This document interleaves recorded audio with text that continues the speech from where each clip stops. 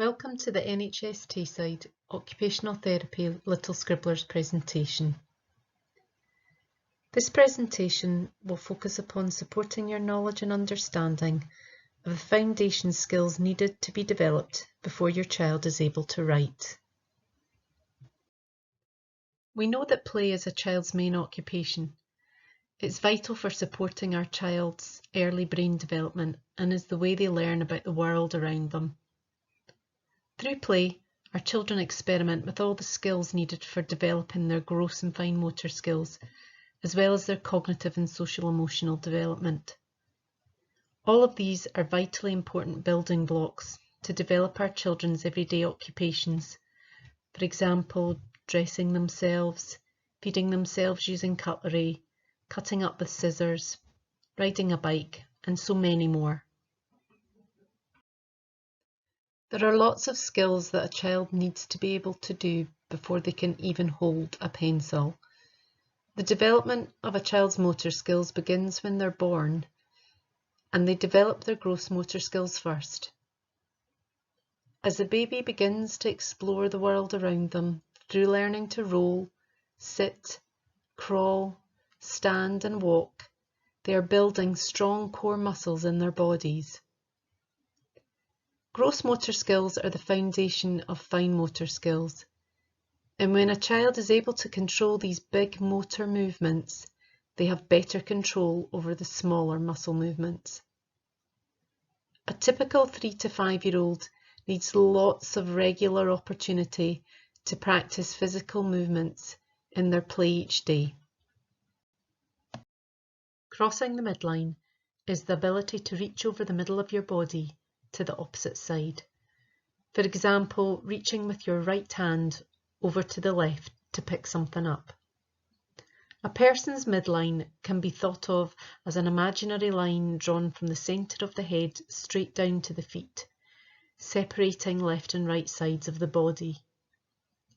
Crossing the midline is vital to the development of coordinating left and right sides together for everyday occupations such as putting on your socks and shoes, brushing your hair, playing football and writing. By around about 4 years old, a child will have well developed midline crossing. However, some children can have difficulty crossing the midline of their body. They may get stuck in mid-reach and have to switch hands to continue to draw, for example, or they might compensate by moving their whole body towards the opposite side of the page or workspace. Children who struggle with midline crossing may have poor motor coordination and difficulty with developing hand dominance. It's important to practice midline crossing activities to help integrate the two sides of the body, as it makes a positive impact on how a person carries out many daily activities. There are many building blocks to support writing readiness. Fine motor skills in particular involve control of the small muscles of the wrists, hands, fingers and thumbs, and helps a child to be able to manipulate toys in play or carry out daily occupations such as feeding themselves with a fork. Holding a pencil can appear to be a simple skill. However, there are many important elements required to do this successfully. These include reasonable hand and finger strength, as well as developing mature grasps in order to hold a pencil with control. Hand dominance and bilateral coordination are also important for developing a lead hand and an assisting hand that work together effectively in a coordinated way. For example, using a pencil in your right hand and your left hand holding the paper still. One of the reasons a preschool child is not ready to write is because their hands, in particular bone development, is still underdeveloped, and it's therefore important to encourage pre-writing activities through lots of play to support writing readiness before going into school. Activities such as play-doh, colouring, threading, gluing, sticking, digging in the garden, throwing and catching all help your child's hand development and are key to promote prior to giving them a pencil to write with. These activities are the building blocks to promote your child's writing skills. So remember, just like your children need to walk before they can run, they also need to master their pre-writing skills before they can effectively hold and use a pencil. When a child starts drawing or mark making, there are various shapes they need to be able to form before they can move on to writing letters. Highlighted here are the stages of pre-writing development of typically developing children. If we think of any letter in the alphabet, it will usually involve aspects of these in the letter forms. These shapes also occur when we draw various things. For example, a house will have diagonal and straight lines, or it may also have triangles or squares to represent doors or windows. If a child struggles with angled shapes when they're mark making, they're also likely to struggle with certain letter forms, for example, V, W, X, etc. It's therefore really important that we encourage lots of pre-writing shapes in play with our children. There are some key things we want you to remember.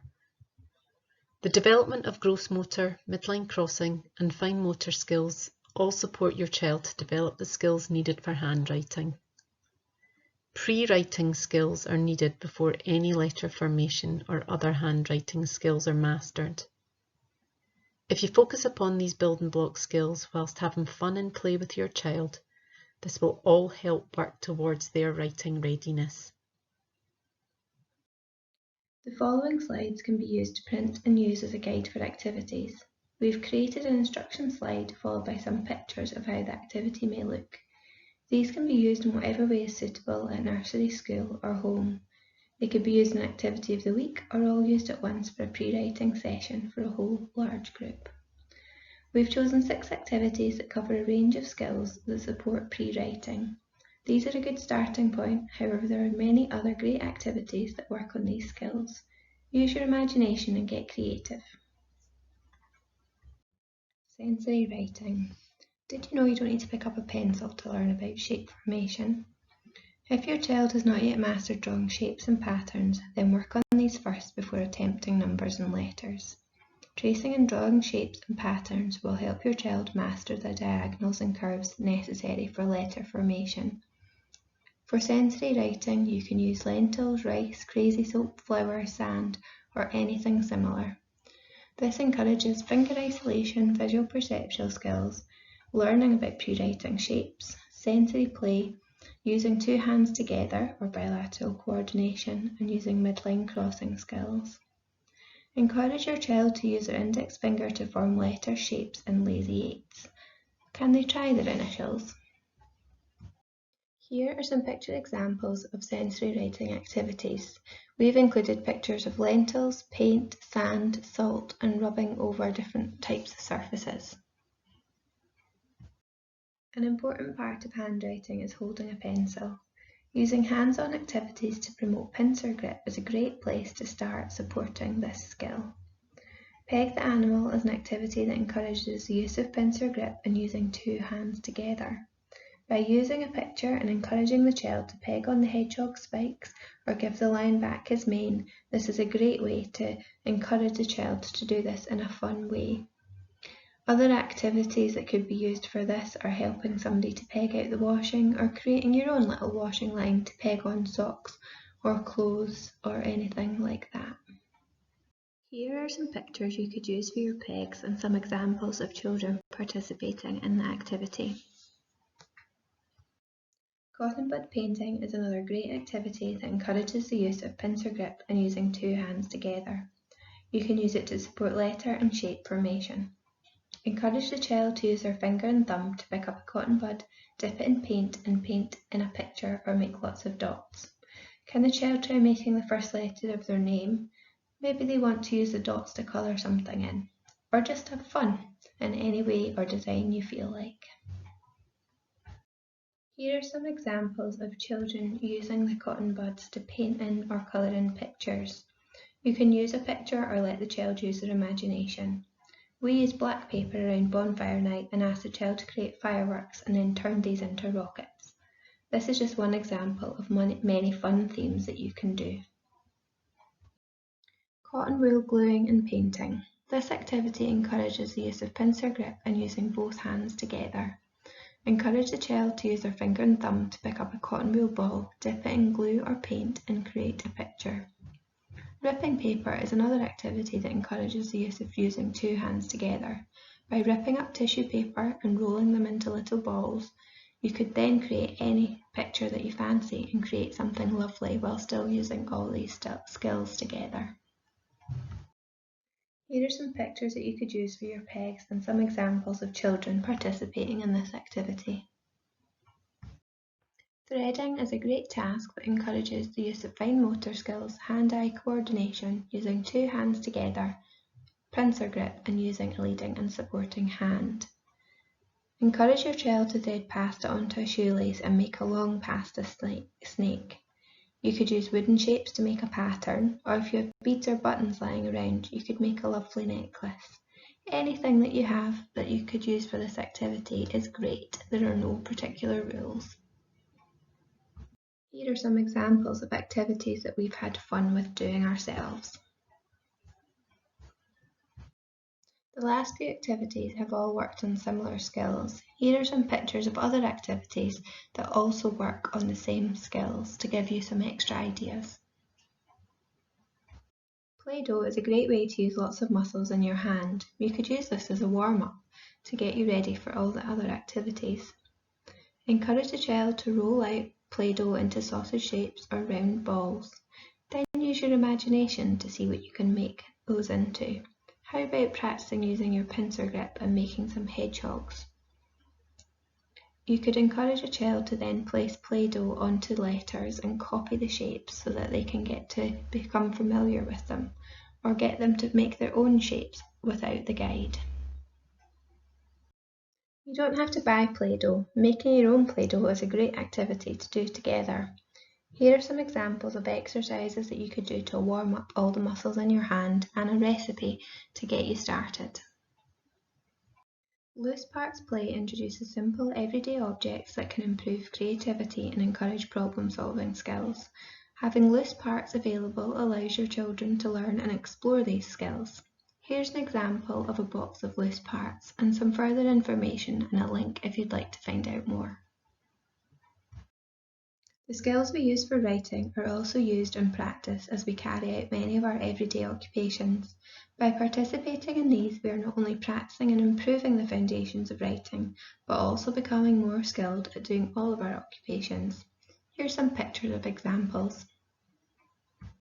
The development of gross motor, fine motor and midline crossing skills all support a person to develop writing skills. Remember that gross motor skills are the foundation to building effective fine motor and pre-writing skills. The best way that you can learn is to practice, practice, practice. And if you do this through play and fun activities, there is much more fun than sitting down doing writing practice. Increasing exposure to all the experiences both at home and nursery will have the biggest impact on the child's development. Don't feel pressure to push your child to hold a pencil or object to perfect a grasp or hold, but we do hope that we've given you some good examples to get you started on making this journey a bit more fun. There are lots of other really great resources out there. We've summarised a few on this slide. Go and have a look and see if you can have some fun exploring. One of our particular favourites is Movely. He gets up to lots of mischief and fun as well as working on skills. This presentation has been brought to you by the NHS Tayside Children and Young People's Occupational Therapy Service. If you feel you need more specific information or would like some further advice, then please contact your local department. You can also find information from the Occupational Therapy Service on our website and our social media channels, which are updated regularly. Thank you for watching.